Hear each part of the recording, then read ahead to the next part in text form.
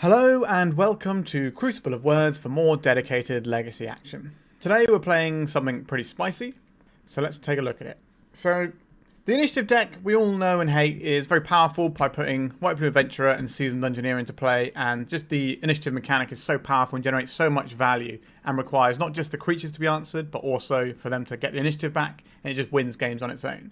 So the initiative decks play Ancient Tombs and City of Traitors to power this stuff out, along with, Chrome Moxes and Mox Diamonds, Lotus Petal, all this stuff to ramp out these 3 and 4 drops early. But you know what else is a really good thing you can ramp out early on turn 1? Show and Tell. Putting in everyone's new favourite toy, Atraxa. Alternatively, Progenitus. Now, why Progenitus, you might ask? Well, good question. We are running Force of Wills and Solitudes. So this is a big creature we can put in that also pitches those. And, Progenitus is going to close the game pretty darn fast. So we are playing a hybrid deck of Initiative and Show and Tell, which is pretty wild. So when someone sent me this, I just had to give it a go. Mana base wise, we got 4 Tundras, 4 Seachrome Coasts, and then a few basics, and then Soul Lands. We're not trying to do any fetch lands or anything. We're not a brainstorm deck because we're running Chalice of the Void as one of our bits of interaction. We're just trying to do enough disruption to our opponent via Chalice and Force of Will that our Show and Tells and Initiative creatures can just get there. Sometimes just Show and Telling in a Seasoned Dungeoneer on turn 1 will be pretty good anyway, but we're going to see if we can do better than that with these enormous creatures. So we're kind of playing 2 pretty obnoxious decks rolled into one, to be honest. And our game plan isn't very clever, but it's pretty big, and that should hopefully be good enough. The other piece of interaction we do have main deck is a couple of Touch of the Spirit Realms, which is an enchantment. So Atraxa will find it when we get the trigger off this. We do also have a blue initiative creature in Feywild Caretaker. So this one makes you a 1/1 flyer if you've got the initiative every turn, as well as, just putting you into the dungeon or pushing you through the dungeon, etc. So it should be alright. I think this is more to do with the blue card count for Force of Will, but it's a fine thing you can play. I've seen people play Thought Lash, Thassa's Oracle combo decks with the initiative plan and via the blue ones like this anyway.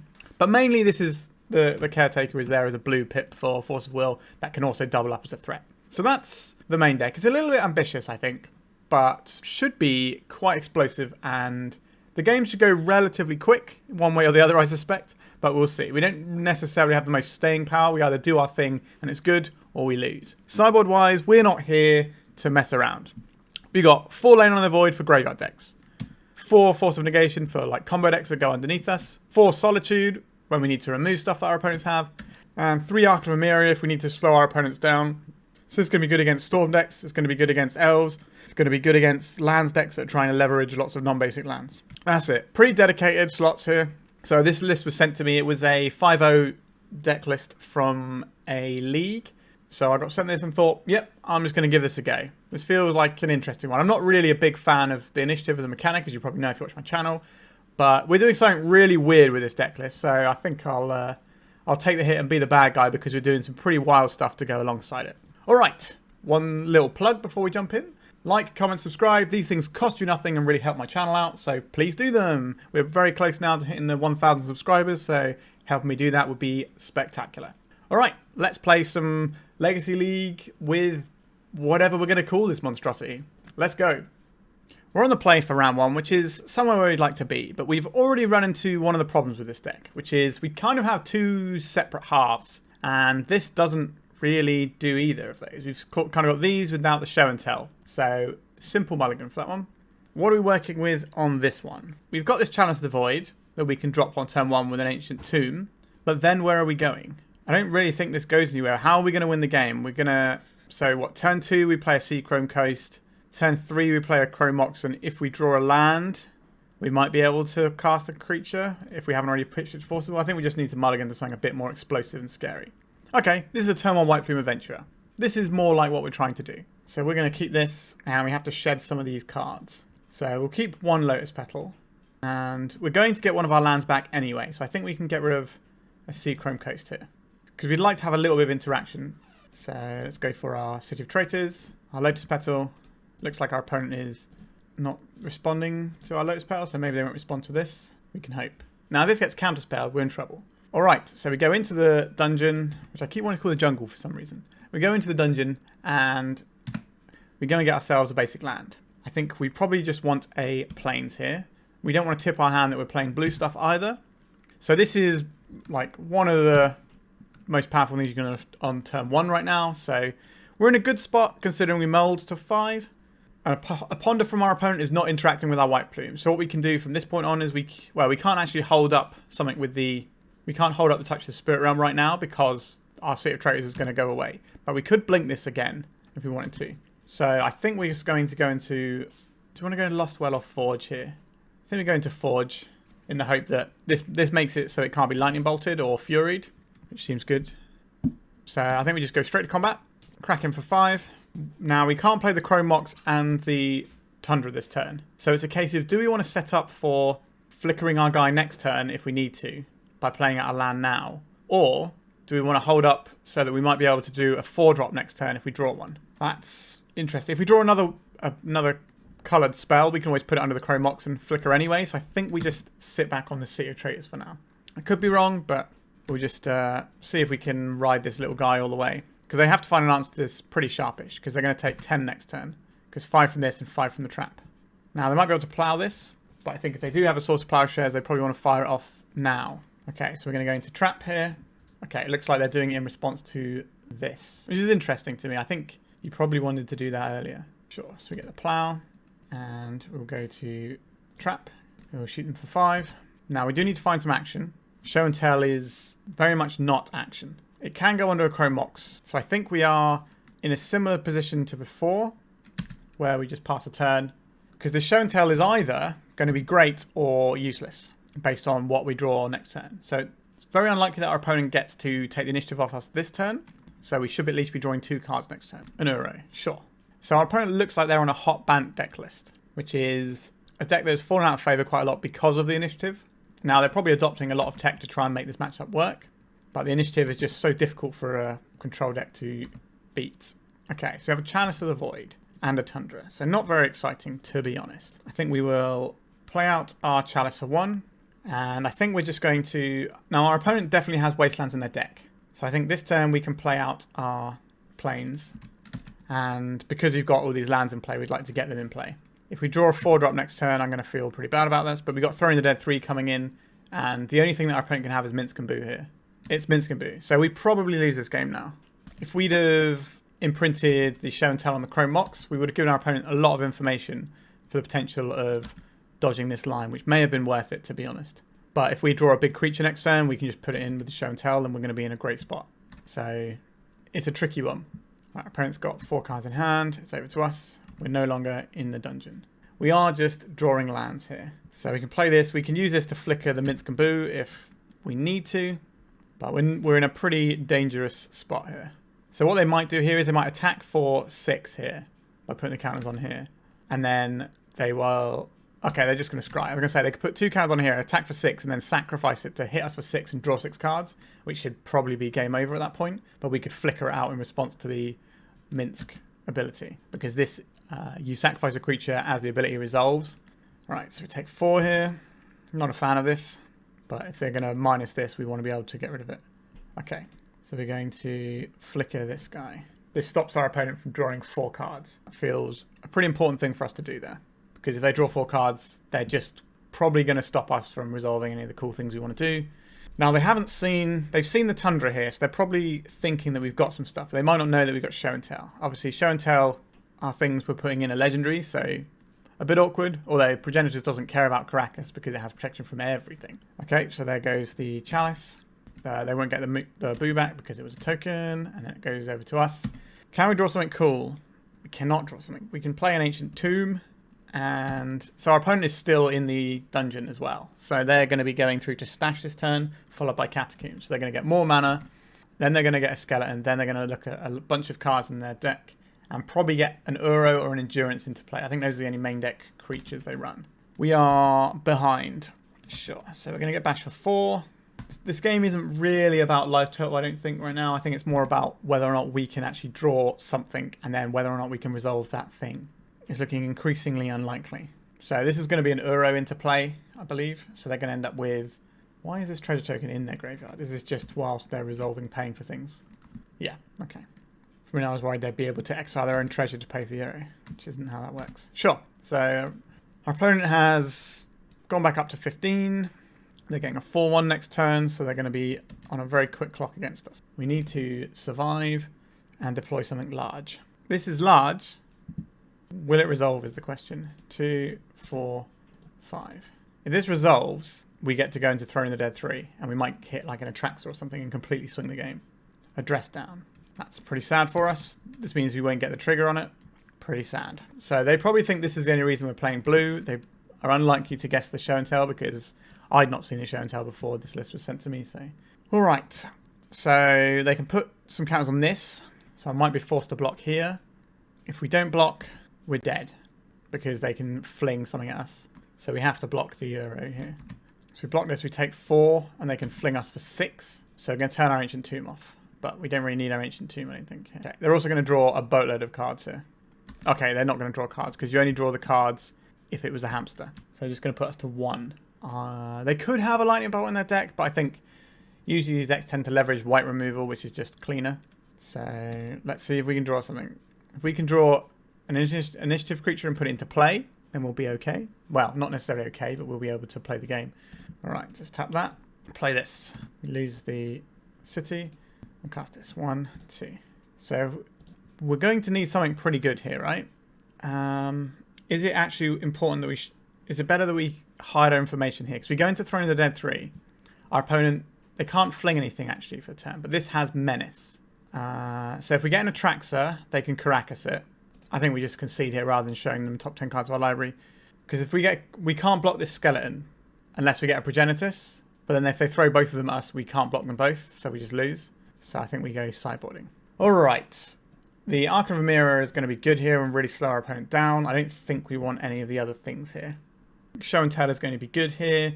Touch of the Spirit Realm I think is a little bit weak. So I'd rather have the Archon of Emeria. And then we need to find one more slot. Maybe the Feywild Caretaker is a little bit suspect here. So we got 6, 7, 8, 9, 10, 18. 18 is pretty low number, I think. So we need to find one more hole to put this Archon of Emeria in. We're not going to be boarding out our white plumes. I think the show and tell is a pretty powerful thing to pivot into that they haven't seen, so I'd like to keep that. The Atraxa is going to draw us a load of cards. It'll be pretty strong. Progenitus is going to be very hard for them to answer. Maybe we take out a Chalice because they have all these prismatic endings that they can use to deal with it. We would rather just have more scary things. What does our hand do? Nothing because we have no coloured mana. That's mulligan. What does this hand do? This makes a turn to white plume or show and tell. I think we keep this. We get rid of the Mox Diamond because we don't want to pitch a land. And then we have a bunch of options that can make a bet. So our opponent's deck does have Wasteland in because Hotban is just the greediest thing. It's a 4-colour deck with Wasteland, Uro, and Life from the Lomin. So we may as well play out our planes because attacking the mana base of the initiative deck is one of the effective ways of trying to combat it usually. If you can start Wastelanding before they get their bits and pieces online, it's usually pretty strong.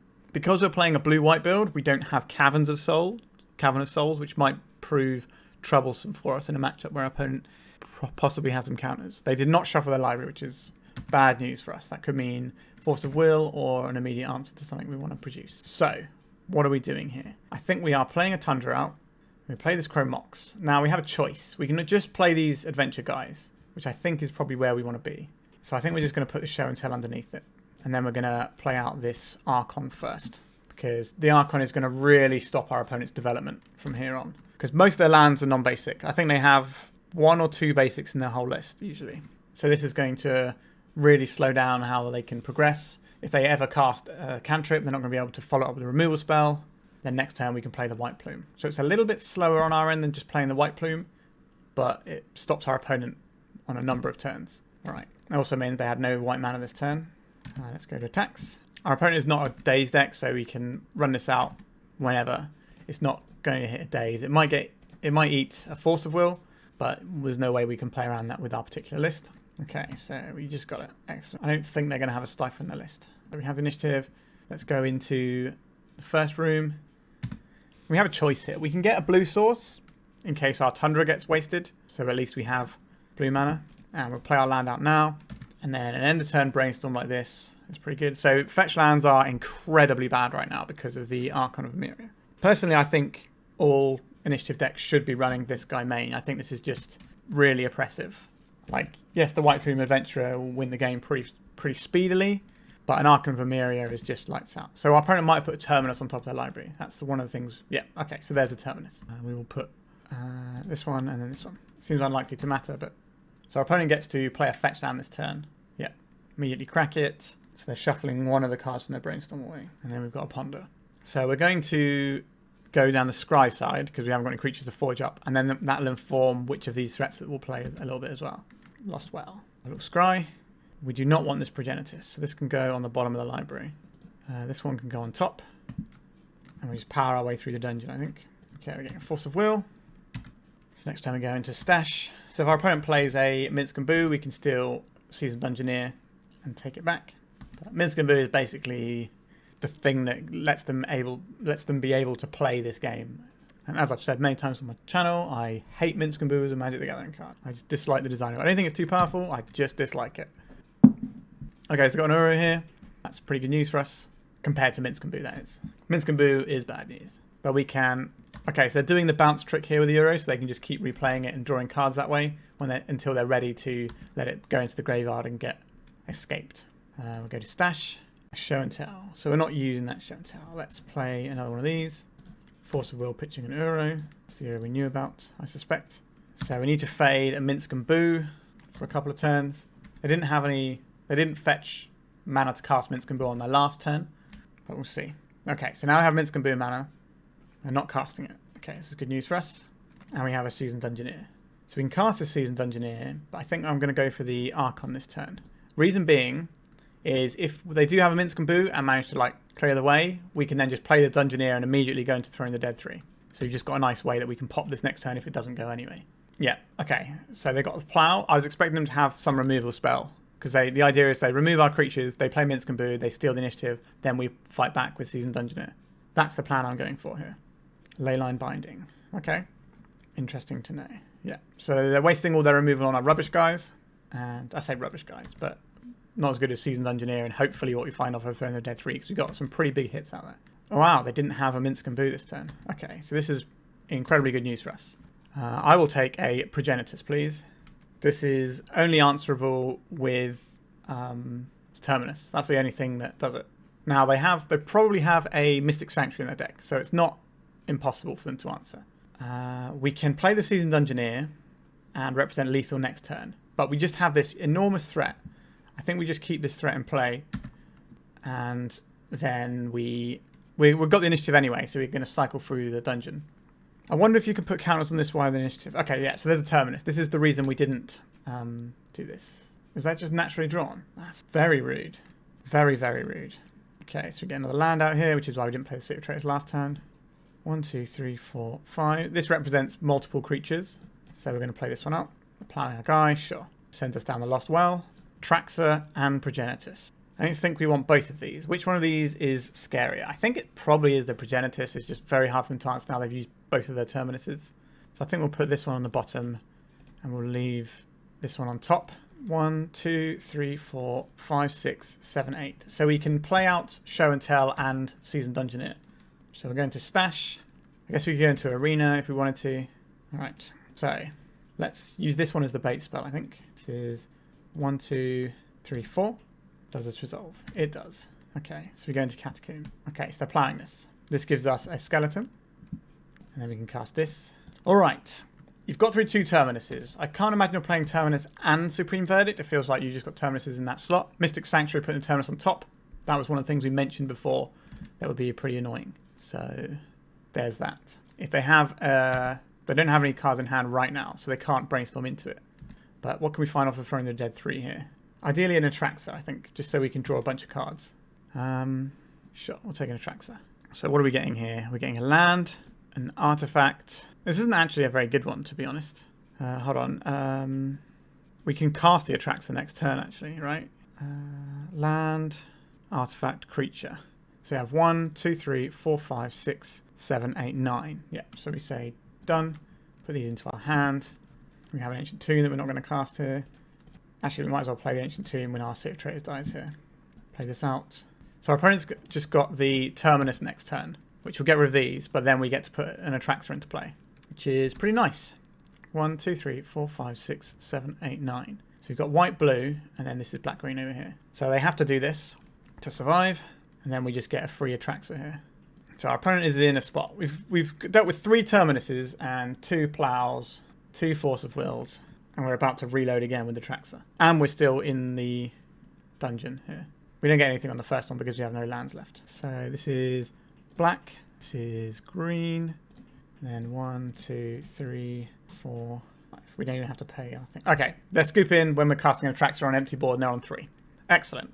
Is there anything we'd like to change? I don't think so. We basically just have to dodge Minsk and Boo. And we saw that Atraxa is actually castable, which is pretty nice. I think we just resubmit. 0 mana on opening hand. Simple mulligan. A Chalice on 2 into nothing else. I think we have to mulligan. Interesting.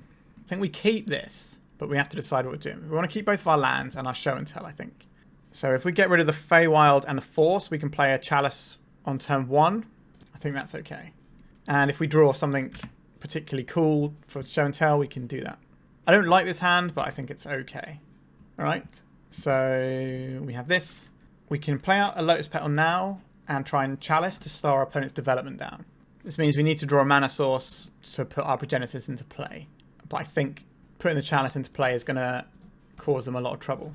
And we have 8 soul lands in our deck. So this is also pretty good Force of Will bait to let our show and tell go through. If they don't have a Prismatic and ending in hand, they're quite likely to force this because it shuts down all of their cantrips and their plows. It's going to be hard for them to win if they don't have access to those. Okay, that's in. So that slows down our opponent's ability to cantrip. It might just make them take a turn off to Prismatic ending this, which is fine. Okay, this also means they can't set up Terminuses. Okay, an Ancient Tomb. So I think we'll just play out... I think we'll play out the Tomb rather than the Tundra here. We played the Plains on turn 1 to dodge Wasteland, but maybe we should have played the Tundra out.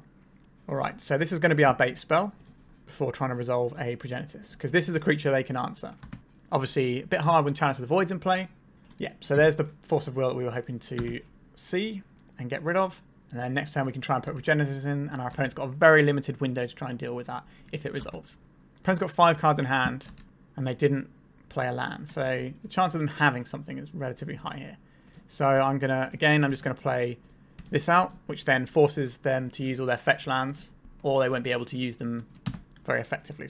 Okay, so they need to crack their fetch lands now if they want mana on their turn from them. Yeah, and they can't kill this right now because they don't have access to white mana because their lands are going to come in tapped. They don't have a Flooded Strand, which could get a Plains if they have one. I don't know if they have a Plains. They definitely have an island. I think it might just be the island as the only basic in their deck, though. Let's see what our opponent's working with here. Okay, Force of Will. That is actually an interesting one to have here. I think we're not going to play the Show and Tell just yet. If we can draw a blue card for our Force of Will, then we can protect it a little bit. And again, we are ahead on board right now. Minsk and Boo. So this is an interesting question. Am I supposed to Force of Will Minsk and Boo? I think I am. I think this is the only card I really care about in our opponent's deck. So we get rid of this. We keep the Show and Tell so that we have the ability to Show and Tell in something else we find. Ancient Tomb, sure. We go to attack. So this time we're going to hold the Ancient Tomb in our hand so we can represent Force of Will, blue card again. Rest of iteration, sure. So because of the Archon of Emeria, if we play a Show and Tell, our opponent counters it, we don't get a chance to respond anyway. But I think I'm a fan of having my opponent not having a Minsk and Boo. I think Minsk and Boo is the way we lose to Hotband. Flooded Strand in the Exile Zone. This Archon of Emeria isn't a big clock though, so we will need to find something. This turn we will cast our Show and Tell because it represents lethal if it resolves, whereas before it didn't. 1, 2, 3. Force of Will pitching Ponder from our opponent. So they probably don't think we have Force of Will blue card. Well, we could have Force of Will and Progenitus. Let's find some more action, please, deck. Seasoned Dungeoneer, that's action. This doesn't get pumped by it, so we're going to play it in the second main phase. Does this resolve? Does our opponent have a Plains? They don't. So we go into our dungeon. I think we get the island. We don't have any white spells in our deck. And we'll play our island out. So we're representing lethal on board. Our opponent needs to Terminus this turn or remove our Chalice. Okay, they don't have anything. So we kind of saw in this matchup both halves of the deck doing all right here. And this one was just the Chalice side of the deck just being good. I think our opponent wanted to Force of Will this because they thought about it, but they decided that they needed to Force of Will our threat. And they did Force of Will our threat. But then they were just locked under a Chalice, and we saw they were pitching Ponders all the live long day. So if they'd have had those Ponders as a thing to access, I think they would have been fine. They should have probably got rid of the Chalice and then leverage their other abilities through Ponder. But there we go. All right, so we are on the board. We got a win with an Atraxa. We got a win with Initiative Guys. Not bad. Let's go to round 2. We're on the play for round 2. We get to put an Atraxa into play on turn 2. Sure. Let's try that. I think we'll lead out with a Tundra, because that might send our opponent down a different route and not necessarily expect what's about to happen. Tundra is not really a show and tell card. Our opponent's mulligan to 6. We can represent days and stuff like that with our Tundra as well. Now, our hand is very susceptible to discard, and it's not going to have a great time versus counter spells either. But we'll see what our opponent plays on turn 1 and decide if we want extra mana to pay for days or not. Den of the Bugbear. Okay, this is not a thing we're going to have to worry about, I don't think. I think we should just be able to just dump our thing into play. Go, Gadget, Atraxa, please. Okay, so they've got the initiative, but we have Atraxa. So I like our position here. Flying, Vigilance, Lifelink, pretty useful things. So, an instant, I would like to take this Force of Will. A sorcery, we will take this Show and Tell. A land, we will take this Plains. And a creature, we will take... Well, we'll take this Chrome Mox as well. And I guess we can take the Progenitus and just slide that in next turn if we want to. Also pitches to Force of Will. So does Atraxa, I guess. But just say done there. And then we're going to clean up and pitch some lands that we don't want. Let's get rid of a Tundra. And a city is probably fine here. Sure. So our opponent does get to go into Forge this turn. So if they want to, they can try and trade with our Atraxa. Or we can just take the 7 and then bash with our Atraxa. We've got a Force of Will covering things if we need to. Otherwise, we're just going to put a Progenitus in, and then they're not going to be able to attack through a Progenitus at any point. And we're going to heal this 7 up pretty quick time here. Dead and Gone is one of the things I'm worried about here, but that's very rarely a main deck card. A Rabble Master, that's fine. We're not going to trade off our Atraxa here. It has a lot of keywords, but none of those keywords are first strike. Ideally, I don't want to Force of Will. I'd rather just Show and Tell Progenitus, but we'll see. Simian Spirit Guide. So this is another one. Fable the Mirror Breaker. That's fine.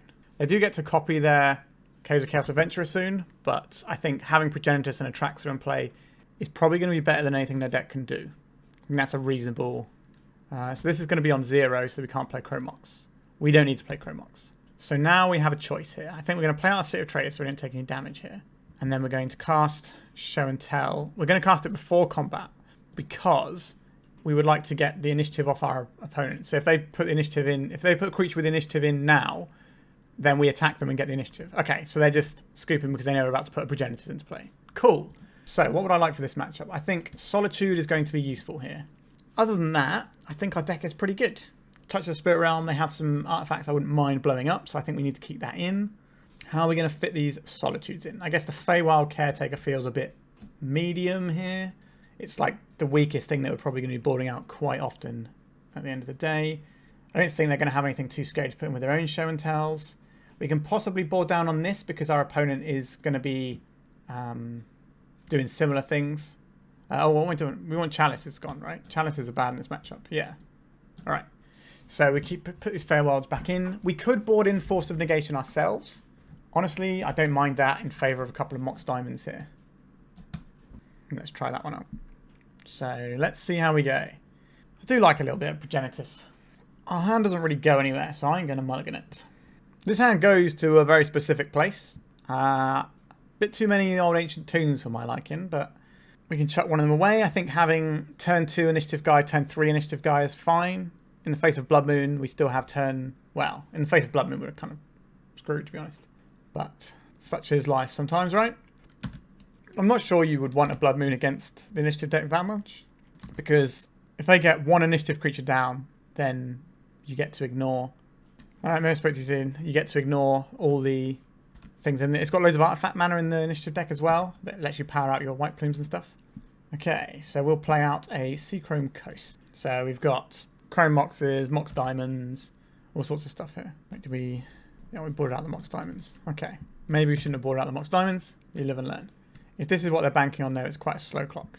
I guess we'll play out another mountain and pass. So we've got Force of Will up for anything that threatens to be a bit scary, like the 4-mana initiative guy. We can just say no to that. And if we draw artifact mana, we just cast a white plume and then we get a basic. Then we don't have to worry about anything for the rest of the game. Or we can draw basic mana ourselves. We draw another card. We can't cast it. That's fine. Like, this Mages of the Moon isn't going to be clocking us too quickly. I'm not too concerned yet. Goblin Rabblemaster. This one is a quick clock. I think we have to say no to this one to give ourselves some time. Also, Rabblemaster is very, very good at taking the initiative and we'll never get through it. So we just have to say no to that one. That might have been a bait spell from our opponent though. We haven't drawn the cards that we boarded the Mox Diamonds out for, so we wouldn't have had them anyway in this situation. We get to be on the play for game 3 if we don't manage to rustle up a mana source here. Classic Mages of the Moon game. Right, we'll take another 2. We're down to 9 here. Our opponent's got a Blood Moon. Sure, that's irrelevant. They've already got one in play. Show and tell.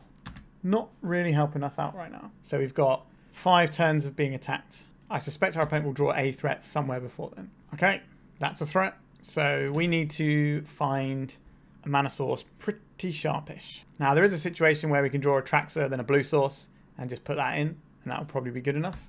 So that'll dig us 10 cards to find a mana source. So this turn, next turn we're going to take 5, 6, 7. So we're dead next turn, so we need to draw something this turn.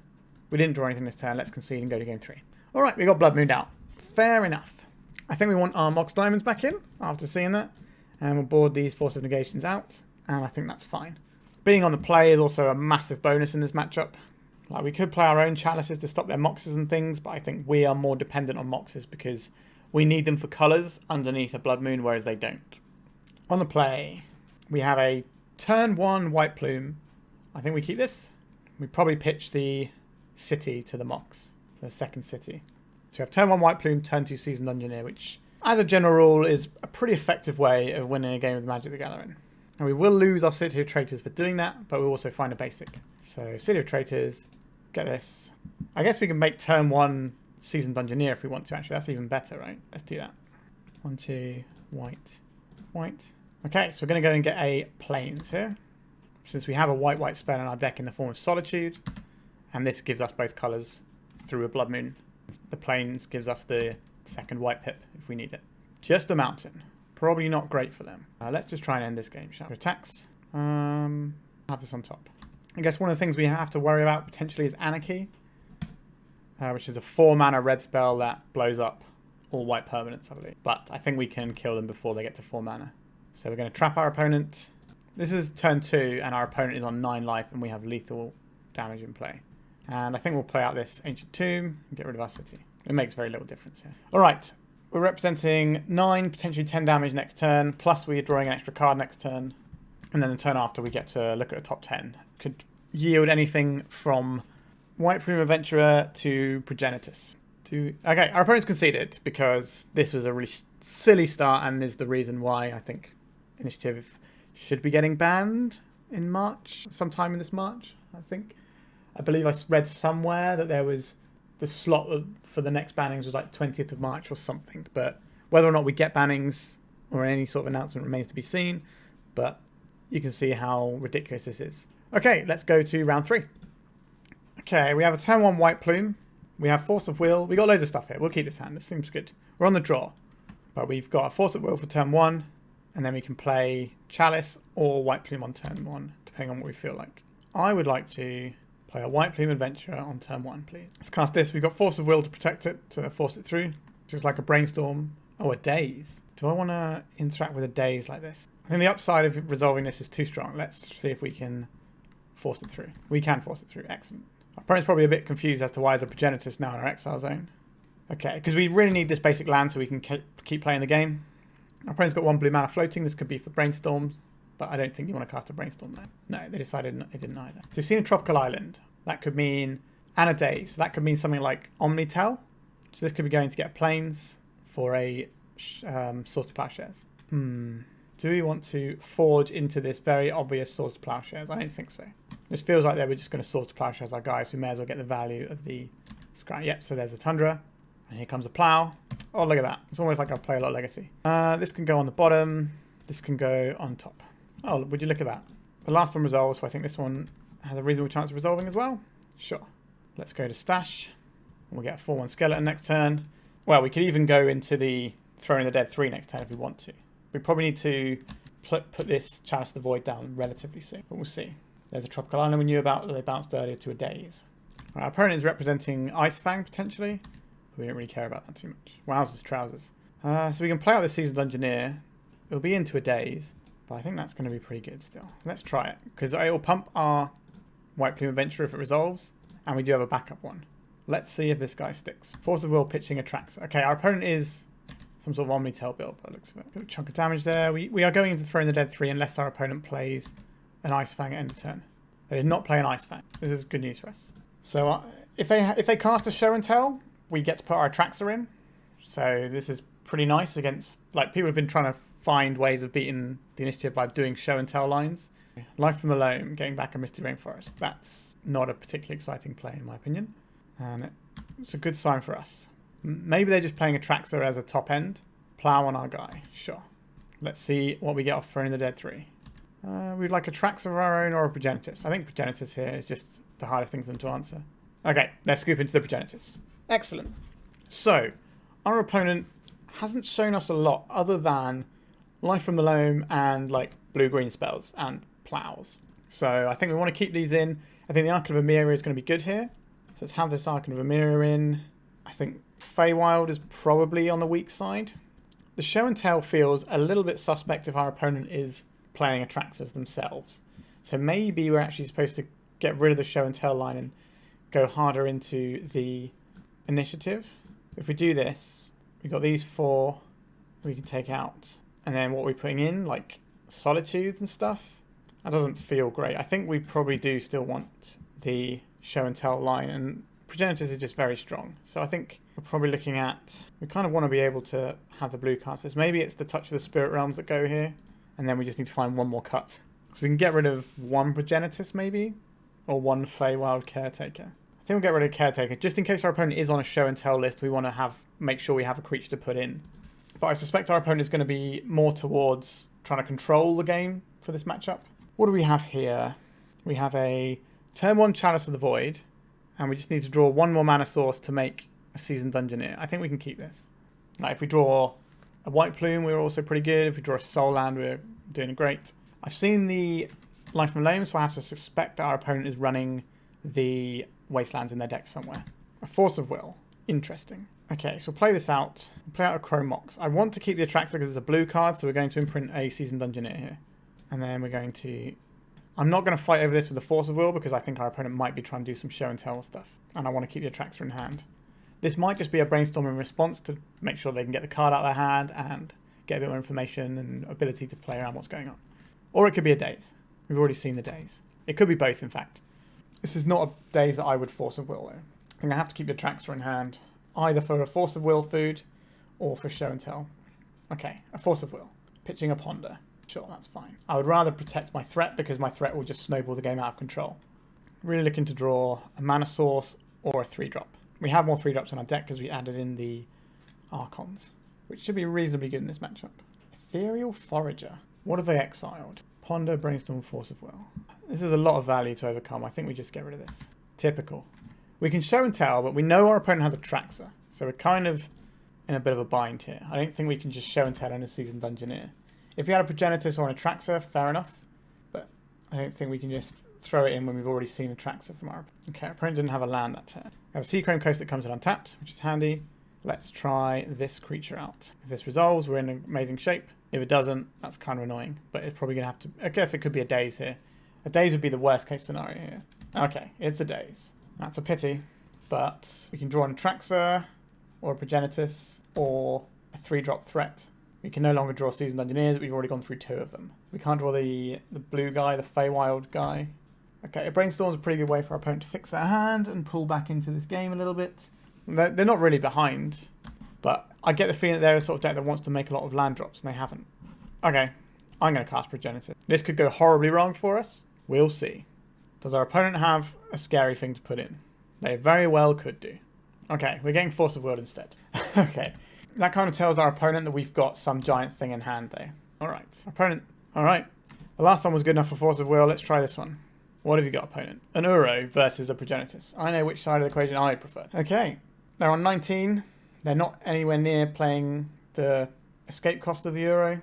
They've got 2 turns to deal with a Progenitus. I don't know if they're going to have Terminus in their deck. But that's one of the few things they can have to deal with it. Dress Down into Removal Spell also deals with it. And they might have Dress Down because they've got Uro, so they might be using that as a way of Wowzers. They're like old school Delvey stuff. Interesting. All right, let's attack with our massive yacht. All right. We have to not get Terminus this turn. The fact they're playing these Delve creatures makes me think they don't have Terminus, so you've gone to their main phase. Can you either gain 2 life or deal us 19? I suspect neither. Well, actually, gaining 2 life isn't so bad. If they have a land and play Uro, that gets them above a swing of the Progenitus. Neoform. Huh. Okay. So this is an Atraxa, but they're dead on board. Our opponent's deck is cool, for sure. So they got the Forager and the Hooting Mandrill that they can Neoform into Atraxa. That's pretty cool. If anyone has the knows what deck list this is and can send it my way, I would love to see it. All right, let's go on to round 4. We are 3-0. So our hand makes turn 1 White Plume with Force of Will backup. We will have to give up our Seasoned Dungeoneer to do it, but we also get to draw another card, which might change things anyway. So because we're on the draw as well, I think we keep this anyway. So our opponent's starting on 6 cards. Let's see what they've got for us. A Caracas. Sure. Not going to be bouncing Progenitus. That's just Touch of the Spirit Realm. Okay, this is good. So we can play out our Ancient Tomb. We can play out our Chrome Mox. We can imprint Touch of the Spirit Realm. And then we can play our White Plume Adventurer. Our opponent representing Caracas could be anywhere from 60 card Death and Taxes to like Shark Still or some sort of control deck. Or they could be like the Hot Bant decks that run the Singleton Caracas. Could be a very weird start from a lands player. Do the thing. Play the guy. All right. We're just going to get a Plains off of this one. We don't need our opponent to know that we got blue spells in our deck. And we have the 1 blue mana we need when necessary anyway. I doubt our opponent's playing Blood Moon and stuff in their Caracas deck. So we got a Force of Will if we need it. Chrome Mox from our opponent. Interesting. I think we allow this one. And we see what the threat they're trying to make. Okay. So this looks like a Seasoned Dungeoneer. We are going to counterspell this. No. We've already got the follow-up threat, so I think we're just going to Forge and try and race our opponent. They've only got 2 cards in hand. I think we're in a good spot. So we're going to choose Forge here. Reason being, if they have a Solitude pitch white card to kill our guy, then they have no cards in hand and we have a Seasoned Dungeoneer. So that feels like an easy win-win. Play this out. 1, 2, 3, 4. Pile on the pressure. Trap. Bash our opponent up. Go to attacks. Smooth our draws out with Seasoned Dungeoneer. We didn't smooth our draws out. We just drew an extra card. Not a good card, but it pitches to Mox Diamond, so that's fine. So we should be able to hit our opponent for 5 damage this turn. And then next turn, we're representing 8 to 9 damage. Now, our opponent might be able to interact with that, but we're drawing 2 cards next turn, and we're going to get a filter off of our Explore trigger. So I feel we are doing all right. Touch of the Spirit Realm. Sure. They probably take the Seasoned Dungeoneer here, but they might have to be priced into taking the White Plume. Yeah, they're priced into taking the White Plume because it is dealing more damage. And they got follow-up play, so we're going to draw an extra card. We're going to go to attacks. We'll leave this on top of our library because we'll play the White Plume, go into Throne of the Dead 3, and just end this game. Might as well play a City of Traitors out first. So we know we've got an Atraxa on top. So we'll put the... Do you want the Atraxa or the Progenitus? The Progenitus is going to be harder for our opponent to answer, I think. Alright, so our opponent was on the play, but we managed to break serve, and the Force of Will was excellent at doing that. Now, how are you supposed to sideboard here? I am not what you would call an initiative player. So I think Chalice is out, Solitude's in, is relatively straightforward. Other than that, I think we're probably fine. I don't really like Archon that much here. It can do stuff. I think we just want touches are like super good here. Our opponent's probably going to have more touches, but we have the ability to Force of Will things. And we can also just dump a big creature in that outscales initiative things. So let's submit and see how we do. If we lose this one, we do get to be on the play for the 3rd game. So we're in a reasonable spot that I'm not unhappy to be in. This hand is pretty poor. I think we need to mulligan this one. We have 0 action here.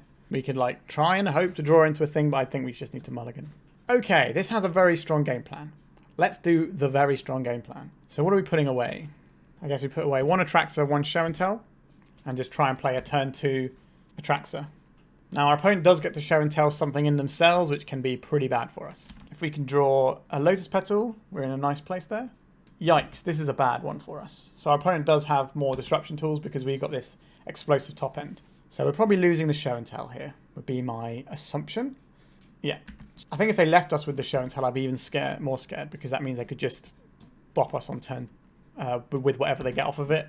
They just assume that they'll be able to beat us, which would be terrifying. So we have a turn 2 White Plume into turn 3 Dungeoneer. Now our opponent can get the initiative off us because they got a 3/1 flyer. But if we can generate some more mana, we can show and tell in our Atraxa, and we will rule the skies, because that's what Atraxa does. Seasoned Dungeoneer is kind of the only thing that in the initiative deck that really goes above the Atraxa, because it lets you push through it, because it gives protection from creatures. Now, it's still going to be difficult for them to race if they do have something like that, but it means they definitely have an option, and then they might be able to just kill our Atraxa with something like Touch the Spirit Realm, Swords to Plowshares, Solitude, etc. They can bounce it with Caraculus, which is pretty good when we only have Show and Tell. Yes, we do get to draw the cards, but it takes the body out of play, and the body is really important in this matchup. Alright, back to our opponent's turn. They decided to pick up their priority and play their turn. This is going to shut off our Force of Wills. We don't have any in hand right now, so I don't really mind. This looks like a Seasoned Dungeoneer. Yep, I think our opponent is well on the way to winning this game. They only have one card in hand, though. We get to take the initiative back, so they don't get to tick it up in their upkeep. They have to wait until, so they won't get their scry for their upkeep, which is quite important. Obviously, we could just draw another Show and Tell and put an Atraxa in and have a lovely time. So we've got some good draws, but what we're doing is also acceptable. Like, we'll probably lose because they're on the play and they made Guy super early. Like, the turn 1 Guy is pretty good.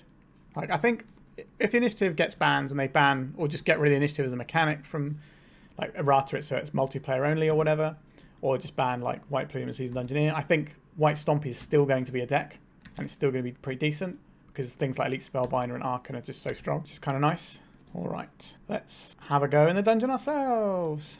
So we're going to get a Plains off of this. If we draw an artifact mana source that isn't Mox Diamond, we can play Show and Tell next turn. Let's get this Plains. So we stop our opponents scrying in their upkeep, which is huge. Means they don't get to sculpt their turn. We'll see what they do here. I imagine they forge and they're on the race plan when they attack us. Yeah, this also saves us 2 damage by getting this guy into play. And we're kind of lucky that we had a City of Traitors rather than an Ancient Tomb, because that can cost us. Our opponent's going to be taking 2 pretty much every turn, which means that our creatures might be able to just get there. So I think the correct play for our opponent is attack with just Elite Spellbinder and pump it with the Explore trigger here. Get the initiative back. And probably just carry on loading. Okay, they're attacking with both of them. Interesting. This means they probably have a follow-up threat, which is bad news for us. We're not blocking here because we can't. So they get the initiative back. Are they going down Lost Well or are they going for Forge? If they go for Forge, then we're probably dead next turn, because I have to imagine they've got a follow-up threat here. Touch of the Spirit Realm. That's not a threat, but that equally stops our White Plume from blocking. Sure, we can't touch this ourselves if we want to. So what are we on here? I think we're on... Okay. That is one of the things that allows us to play the game, because this costs 2 more, I believe. So we can Show and Tell our Atraxa in here. Now our opponent gets another thing from their hand into play, so we could definitely lose the game here. But we don't really have much other choice. We can try and get rid of this, but I think we just need to try and do our thing. Because if we take a turn off, touch the Spirit Realm this, then we take another 5, and then there's so many things that kill us from that point. Hopefully our opponent doesn't have anything good to put in. Let's see. Solitude can snatch our Atraxa. Okay, they put in another Ancient Tomb. So what do we get here? An instant, a Force of Will. An artifact, sure. A land. So creature-wise, we want Feywild Caretaker. Or do you want Progenitus? Tough.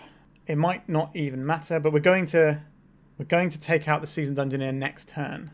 We just need it to not explore into a thing this turn to survive. So I think we take sorcery, so that's Show and Tell. And then we're taking probably the Caretaker. Do I select a land? There we go. So we'll play out this Lotus Petal they know about. Just in case there's an Archon or something, I want to be able to make sure that my Lotus Petal works. So they attack with the Seasoned Dungeoneer. So they trap us to put us to 5. They attack with the Seasoned Dungeoneer. If their Explore hits a land, we go to 1. And then we get to gain life next turn with Atraxa. So our Force of Will is off right now. So it all comes down to the top card of our opponent's library here. Oh, this is smart actually, isn't it? Yeah, because they just do this. And I can't block because it has protection from creatures. Oh, I was dead on board already. Sure, we'll concede. Oops. Alright, so we're on the play this time. I think I like how we sideboarded. I think we just submit and go again. And just being on the play is enormous in this matchup. So let's just leverage that. Maybe we can make a turn 1 Progenitus. That should be very difficult for our opponent to beat. I don't think the initiative can beat turn 1 Progenitus. They can't Caraculus it. They can't remove it. Yuck. I do not like this hand. This is the turn 1 Progenitus that I was talking about. So we're going to put turn 1 Progenitus into play and hopefully win the game. Sorted. We're pretty all in on this Progenitus, but Progenitus is a borderline impossible thing for a lot of decks to answer. Go Gadget Progenitus. This can't target this because this has protection from everything.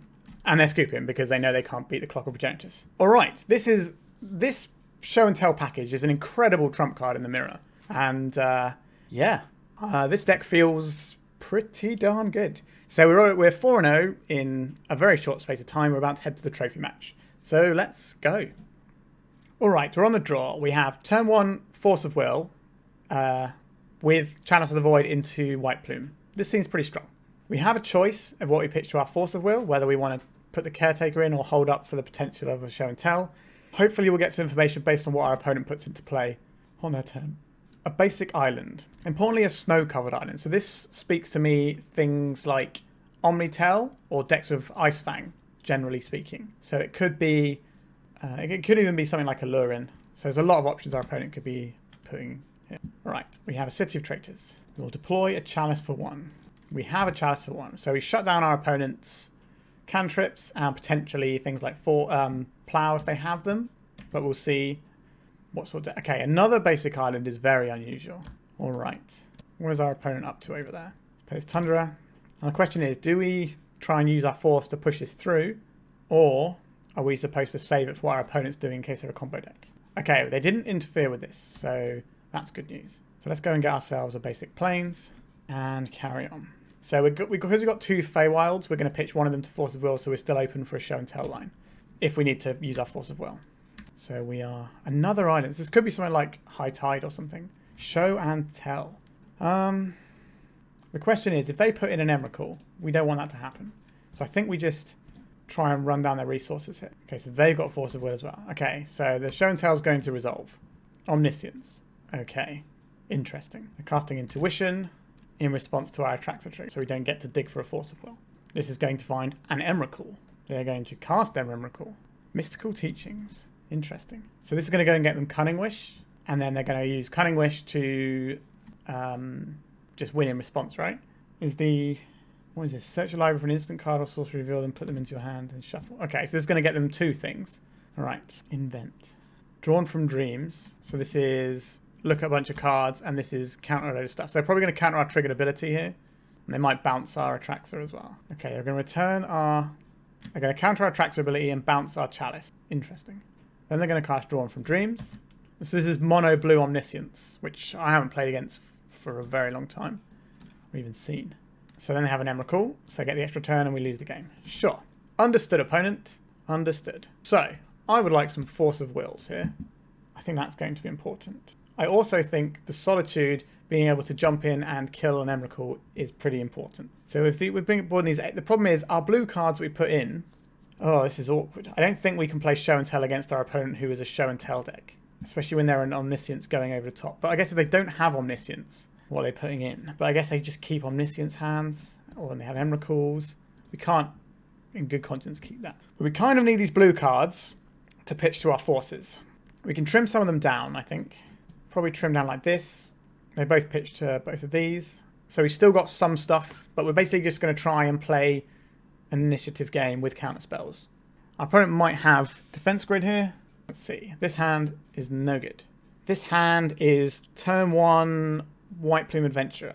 That's pretty good. Hopefully we can draw a blue card in time for this. One of these cards has got to go. It's probably the Lotus Petal. We can have the Mox Diamond as a permanent mana source. Play this out. Play this out. Pitching our Seachrome Coast. Play this. A Force of Will. Pitching Seagate Restoration. All right. We're in trouble. We do have the ability to hardcast our Force of Negation, which is not nothing, but we're going to need some action. A Solitude. So this is something that we can put in the face of a Emrakul. Right, so we can hardcast our Solitude or our Force of Negation. Feels like this game is kind of over already, to be honest. Also seeing that they've got white sources, which is interesting. Containment Priest. No. And it wasn't cast Exile instead. Doesn't this stop their own combo? Weird. Interesting. Because they can't show and tell a creature in. I guess they show and tell the Omniscience in, which is probably not great for us. I think we are priced into just casting this, aren't we? White, white, and some more mana. Maybe we're supposed to hold up the Force of Negation, take the 2, and wait to end step to cast this guy, actually. I don't think saving 2 life is necessary there. I think we might have just punted this one. Okay, a ponder. That's not a show and tell. Maybe we didn't punt it. I don't think Solitude is good enough for us to ride the whole game out with, though. And if we tap out for a threat, we tap off of Force of Negation. Let's see where this ponder leads them. Show and tell is probably the only way they have of putting things in. They did not shuffle the library. That's horrible news for us. Chalice of the Void. This is the thing we can cast. Let's cast this now.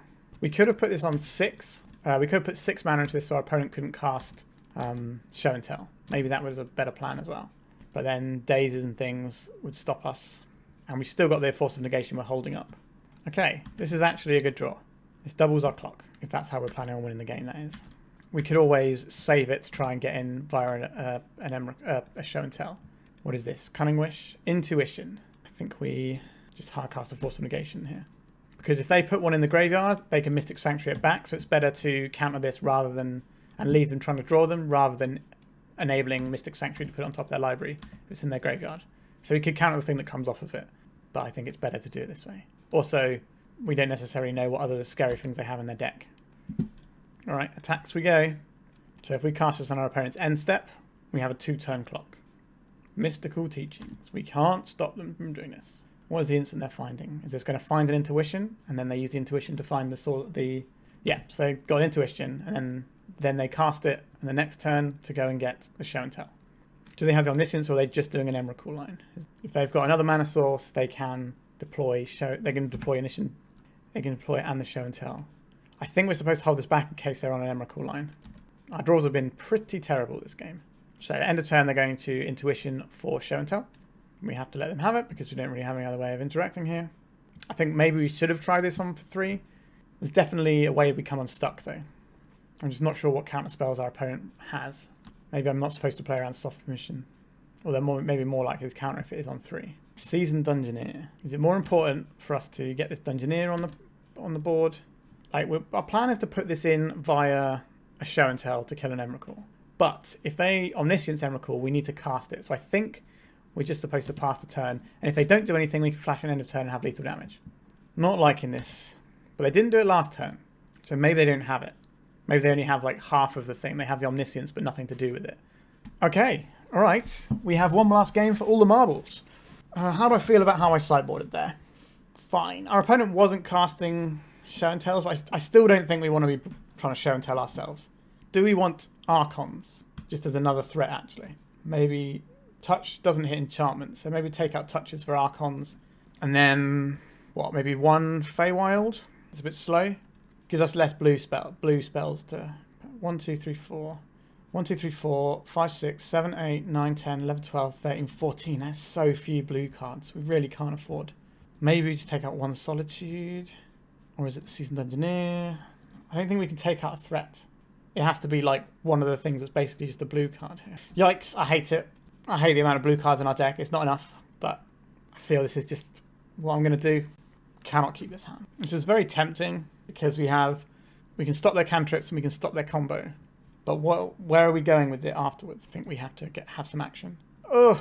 All right, we can keep this. All right, 4-drop, we can't cast you. 4-drop, we can't cast you. 5-drop, we can't cast you. Yuck. So we're hoping to draw a blue card for our Force of Negation, and we're just trying to make a turn 2 white Plume.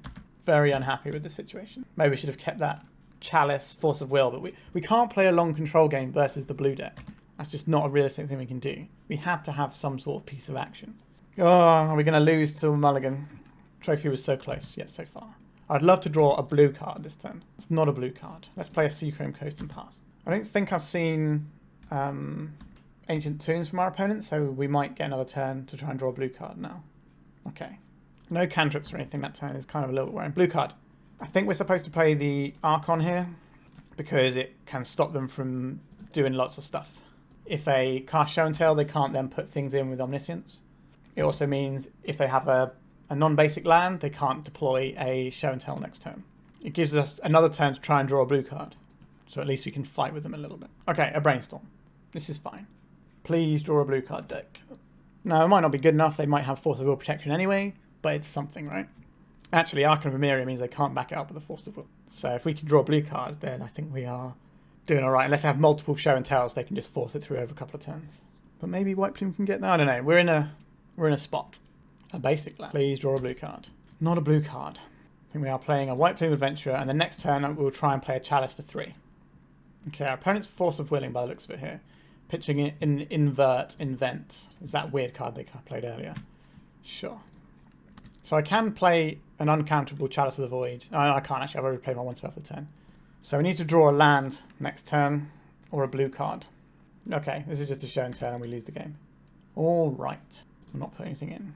Do they have the thing though? They might not have the thing. Okay. Go to attacks for 2.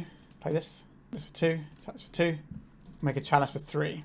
Does shut off our Force of Negation, but it shuts off of Intuition, which is one of their big ways of finding the next piece. Like if they've got the Emrakul, we lose the Emrakul, right? But this way it stops them getting the card that tutors for Emrakul. Counter target spell, bounce target creature. Okay.